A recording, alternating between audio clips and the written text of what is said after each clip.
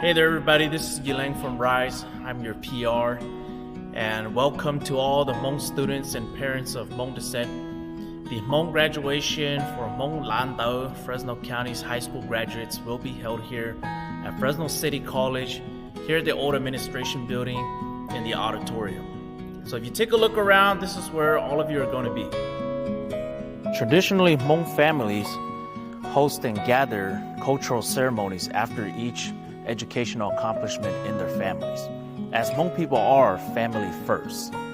And that's the two things that we would like to acknowledge in this event is maintain our cultural heritage and also our family traditions. A third and most important and valuable asset for this event for our youth and high school graduates is the network.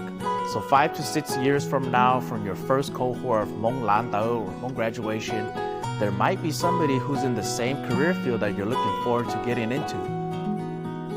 And we'd like to thank our sponsors for helping us make this event going to be possible this year. Our title sponsor is the Fresno Unified School District, Vice Engineering, Innovative Minds, and Anthem Blue Cross. Thank you all so much for making this event here possible.